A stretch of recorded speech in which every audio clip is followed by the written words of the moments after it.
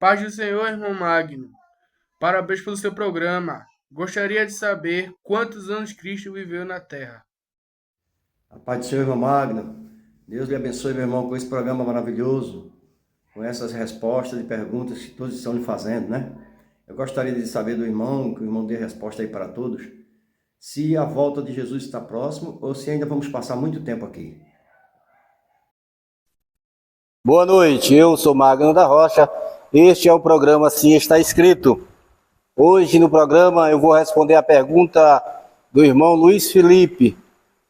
A pergunta dele é a seguinte: quantos anos Jesus Cristo viveu sobre a terra? E a outra pergunta é do pastor Gessé, o homem de Pernambuco. A pergunta dele é a seguinte: Jesus vai demorar voltar ou está próximo? Logo após a vinheta. A Igreja Missão Adventista traz para você o programa Assim Está Escrito com Magno da Rocha. Perguntas e respostas bíblicas. Tire suas dúvidas. E conhecereis a verdade, e ela vos libertará. João 8:32. Estou de volta. Agora vamos fazer uma oração. Pai santo e justo, o teu servo estará aqui, meu Pai. Aleluia, para responder as perguntas dos teus filhos. Peço a vossa sabedoria, a vossa graça, que seja feita a tua vontade. Que o Senhor abençoe a mim e abençoe os meus irmãos, Senhor. Que tudo seja para a honra e glória do santo nome do Senhor. Amém. Agora, irmãos, eu vou responder primeiro a pergunta do irmão Luiz Felipe. A pergunta dele é a seguinte: quantos anos Jesus Cristo viveu sobre a terra? Essa resposta, a Bíblia não nos dá exatamente, com precisão, quantos anos Jesus viveu sobre a terra.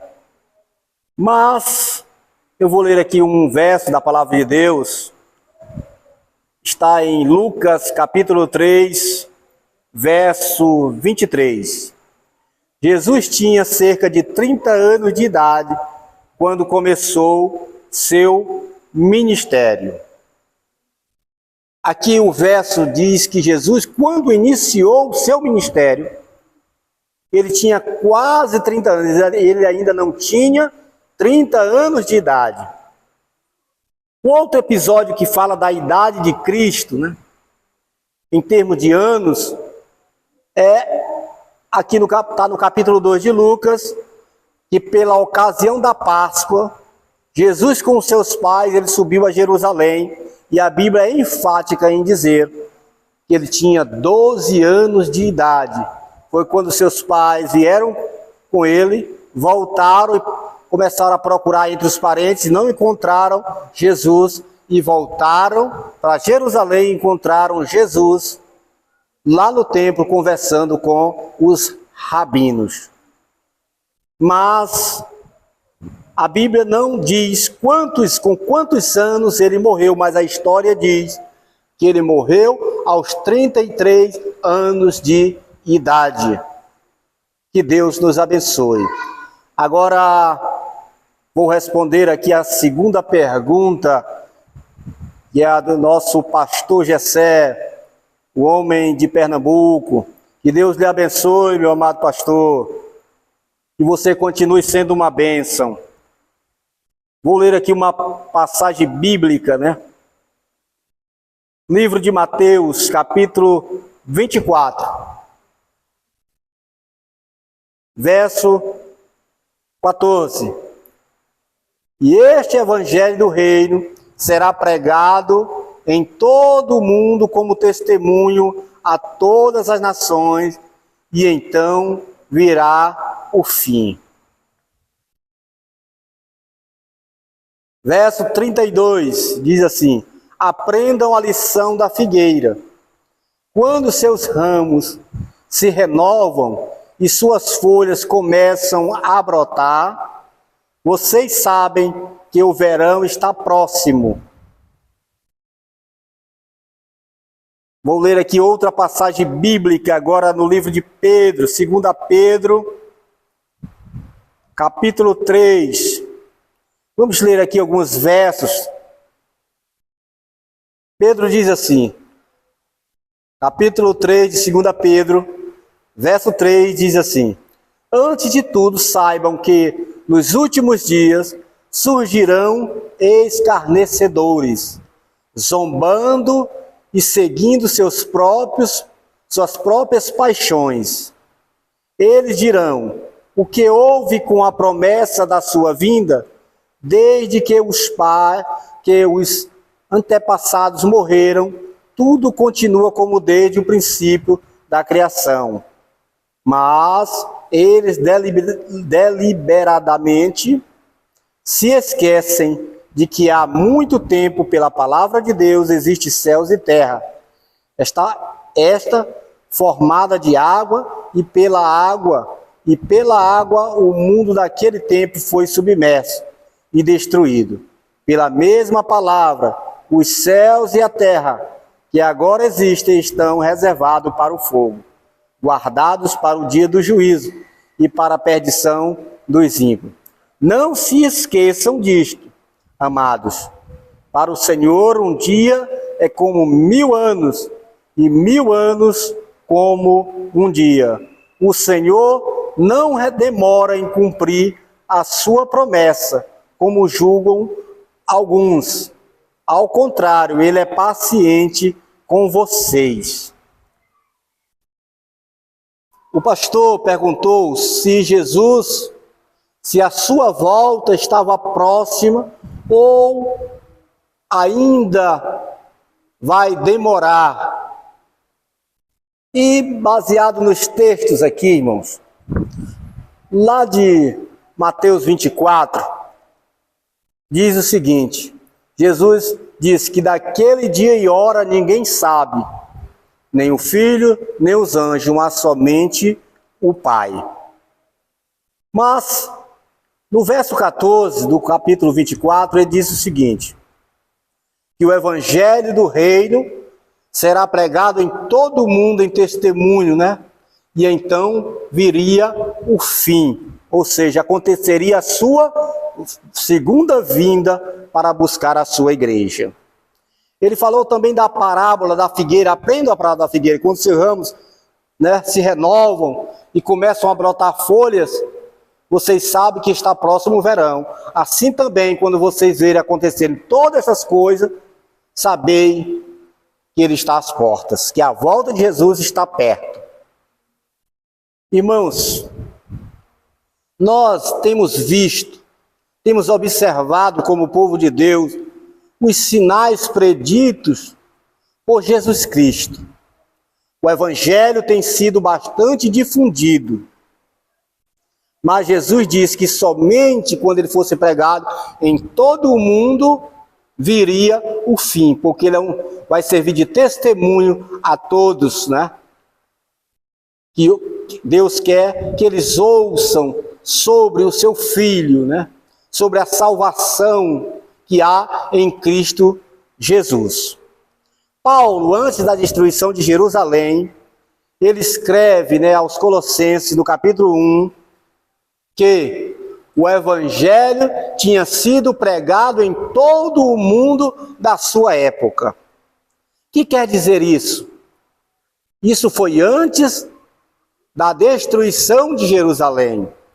Quando Jesus falou que o evangelho seria pregado em todo o mundo, viria o fim, ele estava falando da destruição de Jerusalém, mas que também isso se expandiria ou serviria de exemplo também para a destruição final, ou, né, a sua volta. Que nós sabemos que na volta de Jesus, a igreja é arrebatada e os ímpios serão destruídos. Na parábola da figueira, irmãos, nós temos, não é, que estar atento. A pessoa que entende, né, das árvores, quando elas brotam, que está próximo o verão, também nós devemos estar atentos aos sinais. Os crentes devem conhecer a palavra de Deus para sabermos a proximidade da volta de Jesus. Nós não sabemos o dia e nem a hora, mas podemos saber a proximidade da volta de Jesus. Pedro, escrevendo, a sua segunda carta, ele diz que nos últimos dias surgiriam escarnecedores perguntando onde está a promessa. Porque desde que os antepassados morreram, tudo continua da mesma forma. E no verso 8, diz assim: não se esqueçam disto, amados. Para o Senhor um dia é como 1000 anos, e 1000 anos como um dia. Irmãos, o que é que quer dizer este verso? Que o Senhor é eterno. Nós envelhecemos, o tempo, quando o tempo vai passando, nós vamos envelhecendo, vamos esquecendo as coisas, mas o tempo não faz essas coisas com Deus. Ele é eterno, para sempre. Ele não se esquece da sua promessa, ele não envelhece, o tempo não tem a ação sobre Deus como sobre o homem.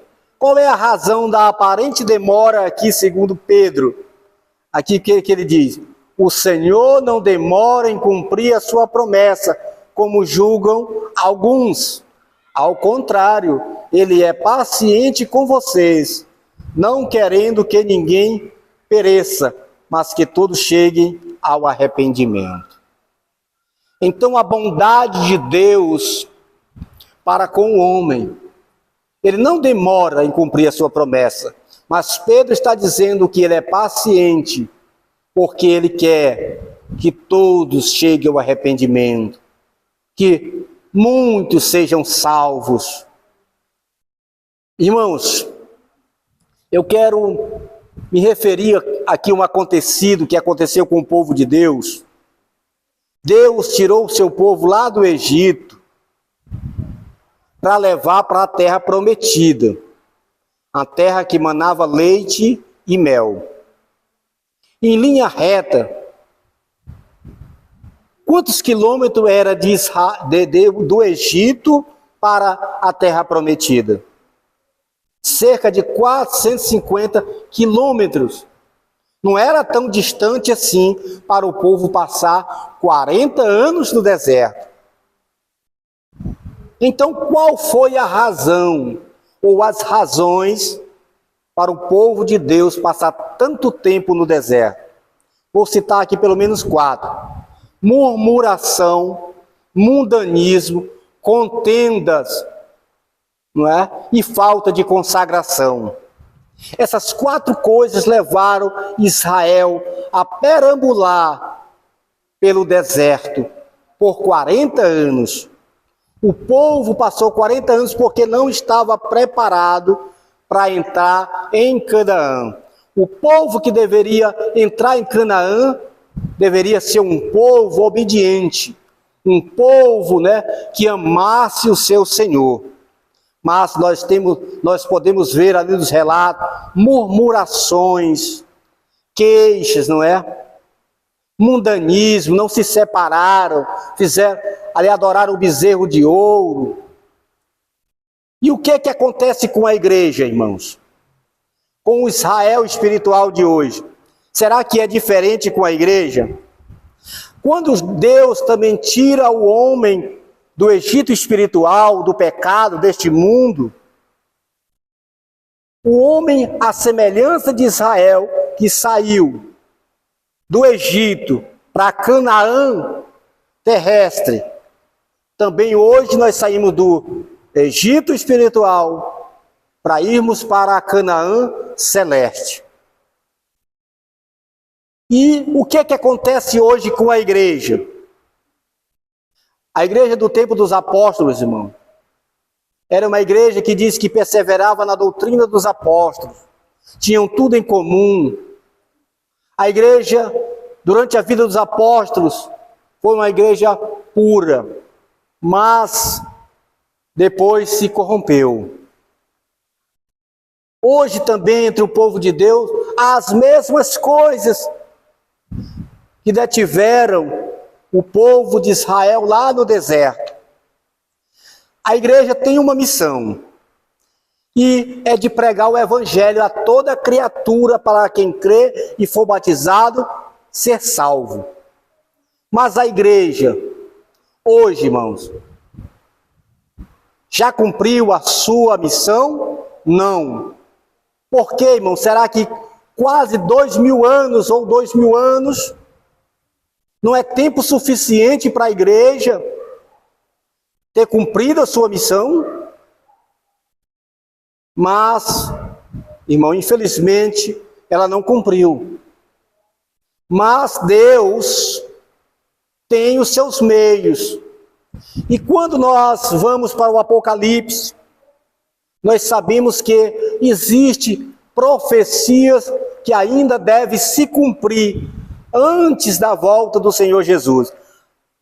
Existe uma corrente aí de pensadores, de ensinadores, de teólogos, que afirmam que Jesus pode voltar a qualquer momento, porque eles dividem a vinda do Senhor, a segunda vinda de Cristo, em dois momentos. Um é o arrebatamento e depois a vinda de Cristo em glória. Mas, quando nós lemos as Escrituras, nós não encontramos essa divisão. A vinda do Senhor, a segunda vinda de Cristo, é um acontecimento único. E o que com mais ênfase, eu posso destacar no livro do Apocalipse, capítulo 13? A união da besta do mar com a besta da terra. E lá no Apocalipse 17, nós podemos ver uma mulher imoral sentada sobre uma besta. O que é que essas duas passagens têm em comum? Está a se referir ao mesmo acontecimento, a união da igreja com o Estado. Como foi no passado, quando a igreja se uniu ao Estado, começando com Roma, e se espalhou pelo mundo. O que aconteceu quando houve essa união? Houve perseguição e morte aos verdadeiros cristãos. Quando Apocalipse 13 se cumprir a união do Estado com a falsa religião, vai se repetir a mesma história. Vão proibir o verdadeiro povo de Deus a comprar e a vender, se não aceitarem a marca da falsa religião, a marca da besta. Então, irmãos, nós podemos concluir, eu não posso dizer que Cristo vai voltar daqui a 1 ano ou 2 anos, mas também não posso dizer que Cristo não vai voltar daqui a 10 anos ou 20 anos. Eu vejo que a igreja, dando o evangelho, cumprindo a sua missão, ela pode apressar a volta de Cristo. Não é que o dia que Deus hoje sabe, pelo seu conhecimento prévio, vai ser mudado. Mas Deus, sendo onisciente, Ele sabia toda a trajetória da igreja. E sabe o dia que a igreja vai cumprir a sua promessa. Nós estamos esperando a chuva serôdia, o derramamento do Espírito Santo, para que o evangelho seja pregado com poder, como está lá no capítulo 18 de Apocalipse, que o anjo iluminou, a terra foi iluminada pela sua glória. O que acontece ali? O povo de Deus receberá poder e pregará o evangelho, ou cumprirá a sua missão com o poder do Espírito Santo. Que Deus nos abençoe, que Deus em Cristo sempre nos guie no caminho da verdade. Amém.